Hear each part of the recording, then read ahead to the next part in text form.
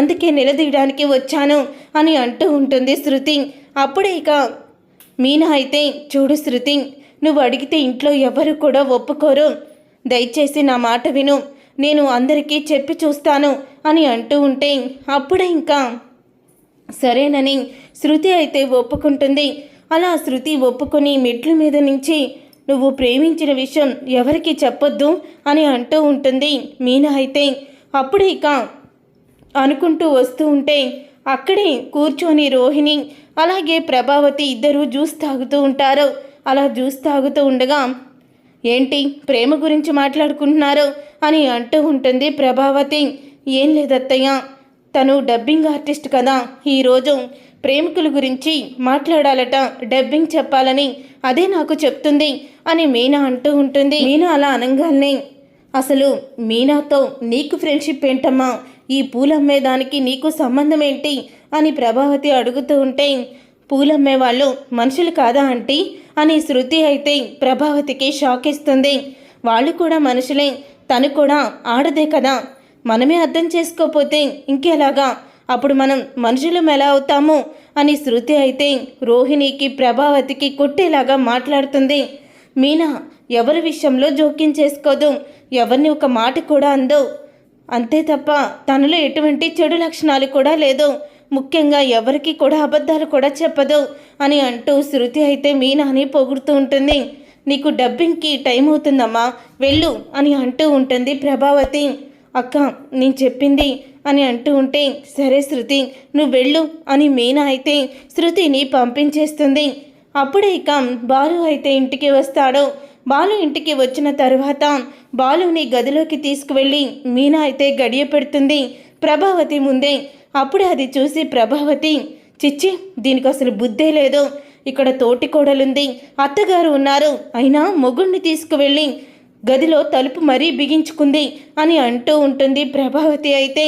చూసావా, నీ తోటి కోడలుకున్న బుద్ధి కూడా నీకు లేదు అని రోహిణిని తిడుతూ ఉంటుంది. నువ్వు మాత్రం మీనా కన్నా ముందే ప్రెగ్నెంట్ అవ్వాలి అని అనడంతో అప్పుడే మళ్ళీ ప్రెగ్నెంట్ దగ్గరికి వచ్చారా అని రోహిణి అయితే చాలా భయపడిపోతూ ఉంటుంది.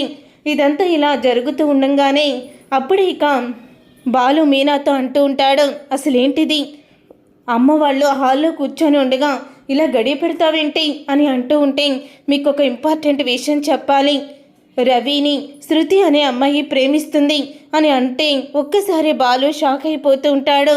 శృతి అంటే అదే డబ్బింగ్ ఆర్టిస్ట్ ఉంది కదా, డబ్బింగ్ చెప్తుంది, మావయ్య గారికి పెన్షన్ రాకుండా ఆపేశాడు కదా ఆ డిఏ, వాళ్ళ కూతురట అని అంటూ ఉంటుంది మీనా. అది విని ఒక్కసారి షాక్ అయిపోతూ ఉంటాడు బాలు. మీ అందరినీ ఒప్పించడానికి తను ఇక్కడికి వచ్చింది, నేనే సర్ది చెప్పి పంపించేశాను అని అనగానే తను అసలు నీకెలా తెలుసు అని బాలు అడుగుతూ ఉంటాడు. తను నా చేత కొన్నిటికి డబ్బింగ్ చెప్పించిందిలే అని అంటూ ఉంటుంది మీనా. నాకు తెలియకుండా తనతో ఇన్ని స్టోరీలు నడిపావా నువ్వు అని అంటూ ఉంటే నిన్ను వాళ్ళు వాళ్ళ ప్రేమకి మధ్యలో వారధిగా వాడుకున్నట్టున్నారు అని అంటూ ఉంటాడు బాలు. ఇప్పుడు ఏం చేద్దాము అని మీనా అడుగుతూ ఉంటే సరే నువ్వు వెళ్ళి నాకు భోజనం వడ్డించి నేను వస్తాను అని అంటూ ఉంటాడు బాలు అయితే. అప్పుడే బాలు మీనా బయటికి వెళ్ళాక బాలు అయితే మీనా వాళ్ళ అమ్మకి ఫోన్ చేసి సుమతిని అలాగే శివని మీరు ముగ్గురు ఇంటికి రండి అత్తయ్య అని అంటూ ఉంటే ఏం జరిగింది బాబు అని కంగారు పడుతూ ఉంటుంది పార్వతి. కంగారు పడకండి అత్తయ్య, మీరేమీ కంగారు పడద్దు, నేనున్నాను కదా రండి అని అంటూ ఉంటే ముగ్గురు కలిసి ఇంటికి అయితే వస్తారు. ఇక ముగ్గురు కలిసి ఇంటికి వచ్చిన తర్వాత వీళ్ళెందుకు వచ్చారు అని ప్రభావతి అంటూ ఉంటుంది. నాన్న నేను సుమతిని రవికి ఇచ్చి పెళ్లి చేయాలనుకుంటున్నాను అని అంటూ ఉంటే అప్పుడే ప్రభావతి అయితే అయిపోయింది, అంతా అయిపోయింది, నేను అనుకున్నదే నిజమైపోయింది, అసలు ఇప్పటి వరకు కూడా నేను కంగారుగా పెళ్లి చేయడానికి కారణం ఇదే, నువ్వు అనుకున్నది సాధించావు కదే, అయినా నా కొడుకుని నీ చెల్లెలికి ఇచ్చి పెళ్లి చేస్తానని ఎలా అనుకున్నావు అని కొట్టబోతూ ఉంటుంది ప్రభావతి మీనాని. అప్పుడే సత్యమైతే ప్రభా కోడల మీద చెయ్యెత్తి నువ్వు సంస్కారాన్ని కోల్పోతున్నావు అని సత్యం అంటూ ఉంటాడు. నువ్వు ఇప్పటి వరకు ఎన్ని చేసినా నీ మీద నేను చెయ్యెత్తలేదు, నువ్వు ఎత్తిన చెయ్యి దించకపోతే నా చెయ్యి నీ చెంప మీద తగులుతుంది అని సత్యమైతే ప్రభావతికి షాక్ ఇస్తాడు. చూసారుగా ఫ్రెండ్స్, రాబోయే కథలో ఖచ్చితంగా ఇలాగే జరగబోతుంది. మరి ఇలాగే జరగాలని మీరైతే కోరుకుంటున్నారా? అయితే వీడియోని తప్పకుండా లైక్ చేసి ఛానల్ని సబ్స్క్రైబ్ చేసుకొని పక్కనే ఉన్న గంట సింబల్పై ఆల్ని క్లిక్ చేయండి.